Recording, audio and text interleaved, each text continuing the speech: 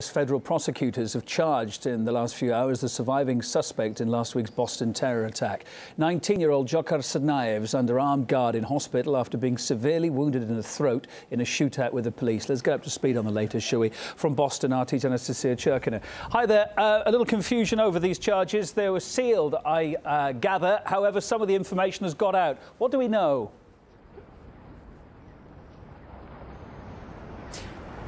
Kevin, certainly more information about the official charges brought against 19-year-old Dzhokhar Tsarnaev have now surfaced. What we do know is the official complaint against him includes charges of the use of weapons of mass destruction, as well as malicious destruction of property resulting in death. And of course, these are charges that under federal U.S. law would call for a death penalty. We do know that in the state of Massachusetts, where these crimes were committed, there is no death penalty, but it does exist in the federal criminal system, as well as in 32 other states in the U.S. And this is certainly now what Dzhokhar Tsarnaev seems to be facing. Now, it's important to note that we are hearing that he's in fact conscious now. He did awaken last night on Sunday night and was able to answer brief, basic questions from the FBI sporadically in writing. This has been the case for now. He remains in his hospital bed. He is alert and responding to these charges, according to what we are hearing. Now, there has been some kind of confusion and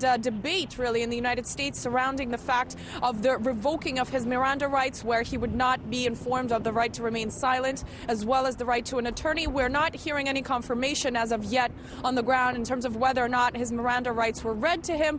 There is no information in terms of whether or not an attorney was actually present when these charges were revealed. And of course, now the investigators have to establish why an American citizen and his brother could have allegedly committed what went on here. How are those investigations progressing?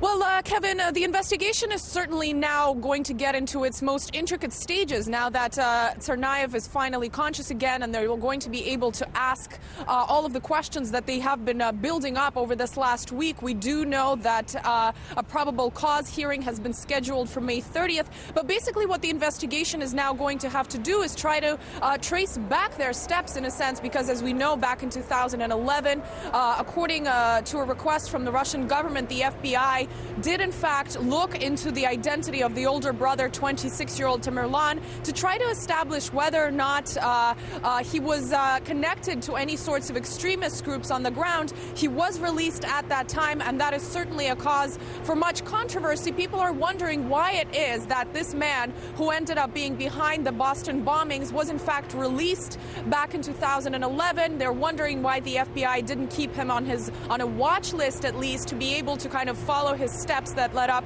to the bombings. Of course, many red flags that seem to have been ignored. He certainly has plenty of questionable videos on his social networking site. And according to some people who knew him, we hear in Boston that, for example, the mosque that he was part of wanted to even block him from coming in because of his views becoming increasingly radicalized. All of these questions now to be answered by the FBI. Indeed, Anastasia Churkina in Boston tonight. Thank you.